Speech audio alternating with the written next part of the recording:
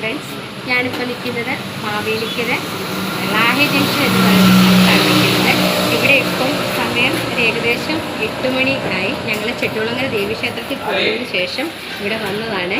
എൻ്റെ കസിനാണ് എന്നെ ഈ മജിക്കട പരിചയപ്പെടുത്തി തന്നത്. ഇവിടെ വെറൈറ്റിയുള്ള പലതരം ദോശകളുണ്ടെന്നാണ് കസിൻ പറഞ്ഞത്. അതനുസരിച്ചാണ് ഞാനിവിടെ കയറിയിരിക്കുന്നത്. അപ്പോൾ അവർ പറഞ്ഞത് 100% സത്യമാണ്. പല സൈസ് വെറൈറ്റി ദോശകളുടെ ഒരു കലവറയാണെന്ന് തന്നെ പറയാം. കോഴിദോശ, സാധാ ദോശ, പിന്നെ പല വെറൈറ്റി ദോശകളുണ്ടെന്നാണ് ചേട്ടന് അവകാശപ്പെടുന്നത്. പക്ഷേ കഴിച്ച് എൻ്റെ മക്കളോട് തന്നെ ചോദിക്കാം, എങ്ങനെയുണ്ട് മോളെ, ടേസ്റ്റ് ഒക്കെ ഒന്ന് പറയാമോ? ഇങ്ങനെ ഇരിക്കുന്ന ദോശ സൂപ്പറാണോ? സൂപ്പറാണ്. ചേട്ടൻ പറയുന്നത് ഒത്തിരി ദോശകൾ, വെറൈറ്റി ടൈപ്പിലുള്ള ദോശകളുണ്ട്.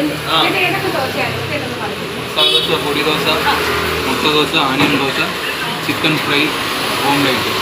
ഇത്രയും ഐറ്റംസ് ഉണ്ട്.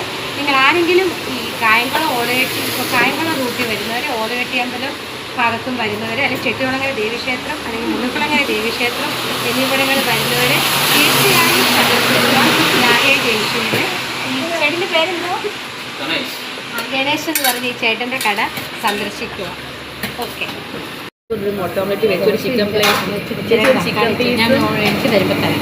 ഒരു ചിക്കൻ പീസ്, ഒരു ഉള്ളി എല്ലാം വെച്ച് വീഡിയോ എടുക്കുകയും ചെയ്തത്. അപ്പോൾ അതൊക്കെ ഞാനിപ്പം ഈ ചേട്ടൻ്റെ കടയിൽ നിന്നുള്ള ചിക്കൻ ഫ്രൈയും ഓംലേറ്റും ഒക്കെ ഒന്ന് ടേസ്റ്റ് ചെയ്യുകയാണ്. നമുക്ക് നോക്കാം എങ്ങനെ ഉണ്ടെന്ന്.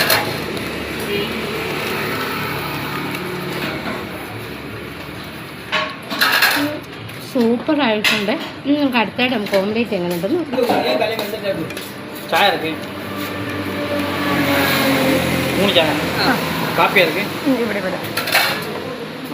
സൂപ്പർ. ഓംലേറ്റ് സൂപ്പറാണ്, ചിക്കൻ ഫ്രൈയും സൂപ്പറാണ്. അതുപോലെ ദോശ നല്ല അടിപൊളി ദോശയാണ്. ഈ മഴയൊക്കെ ഉള്ള സമയങ്ങളിൽ സൂപ്പറായിട്ട് ഈ ചൂടായിട്ട് ഈ ദോശയും ഈ ചിക്കൻ ഫ്രൈയും ഓംലേറ്റും എല്ലാം കൂടെ കഴിക്കാൻ അടിപൊളിയാണ്. എൻ്റെ മക്കളോടും കസിനോടും ചോദിക്കാം, എങ്ങനെയുണ്ട് ഫുഡൊക്കെ? എങ്ങനെയുണ്ട് ആദ്യ? എങ്ങനെയുണ്ട്?